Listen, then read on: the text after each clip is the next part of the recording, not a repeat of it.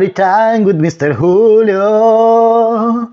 Today, Mr. Grumpy by Roger Hargreaves. It was a lovely summer evening.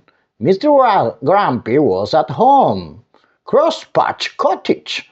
He sat down in an armchair and picked up a book. And then, do you know what he did?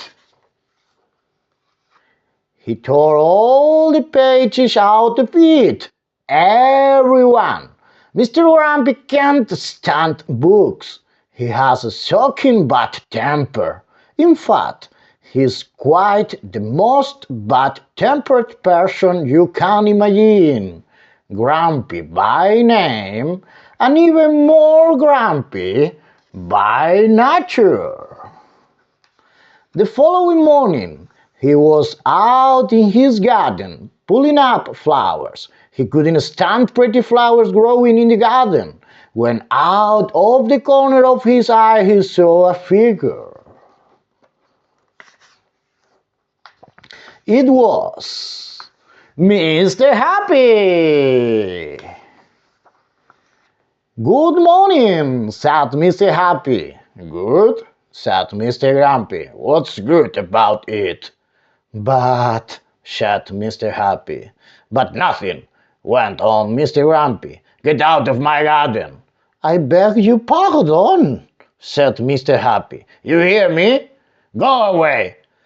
"I say, you are a bad-tempered fellow." And went on Mr. Happy. Bad-tempered fellows need to change their ways. "Rubbish!" retorted Mr. Grumpy and went into his cottage, deliberately stepping on Mr. Happy's foot as he passed him. "Ouch!" said Mr. Happy. Bang! Went the door of Crosspatch Cottage as Mr. Grumpy slammed it behind him. Mr. Happy stood there, looking not quite as happy as he normally does. His foot hurt. He thought, and thought, and thought some more. Then he had an idea. He smiled and went to see Mr. Tickle. Mr. Happy told Mr. Tickle his idea of how to get Mr. Grumpy to change his ways. And Mr. Tickle grinned the sort of grin that goes from ear to ear. That is, if you have ears, which he doesn't. Oh, he grinned, rubbing the thumbs on the end of those extraordinary long arms of his together. That's sound fun. That afternoon, Mr. Grumpy went to town shopping. He walked into Mr. Meat's shop. Mr. Meat was a butcher. "Give me some sausage," snapped Mr. Grumpy, "and be quick about it." Poor Mr. Meat, who was frightened of Mr. Grumpy, did as he was taught. But as he was doing as he was taught, something appeared through his shop doorway. Do you know what it was? It was an extraordinary long arm belonging to, well, you can guess who it belonged to, can't you? That extraordinary long arm of Mr. Tickles came in through the door, and across the shop, and up to Mr. Grumpy, and tickled him. "Oh!" squeaked Mr. Grumpy in alarm, dropping his sausage and looking round to see what had happened. But could he see anything? He couldn't. Grunted Mr. Grumpy and picked up his sausage and went next door to the cake shop. Crash! Went the door of the shop. Give me a cake," snapped Mr. Grumpy, "and hurry up."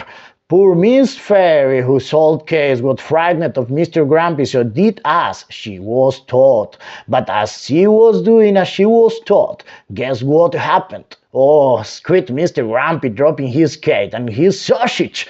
He just could not understand what was happening. And the same thing happened at Mr. Daly's, the newspaper shop, and at Mr. Humbug's, the sweet shop, and at Mr. Bottle's dairy, and at Mr. Packet's, the grocer's.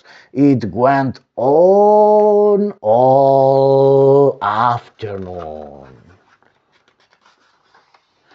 And all afternoon, Mr. Grumpy kept being tickled and dropping his shopping and picking it up, and being tickled and dropping his shopping and picking it up, and being tickled and dropping his shopping.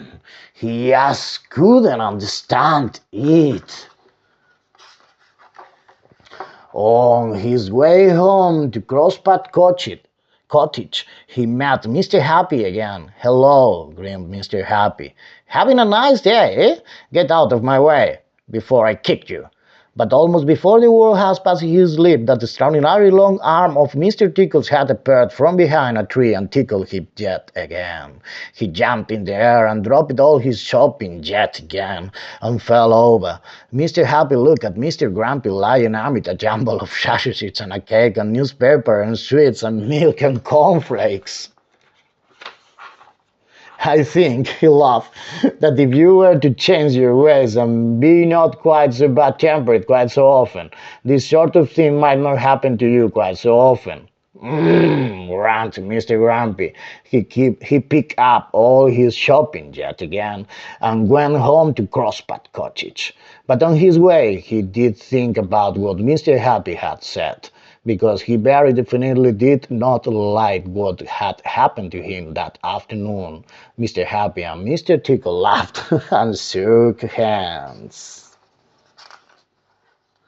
And so after that, Mr. Grumpy did try to be not quite so bad-tempered quite so often, and the more he tried, the less he found he was tickled, and so he tried more, and these days he is quite a changed person. Why, only the other evening he picked up a book, and do you know what? He only tore out one page. Bye-bye!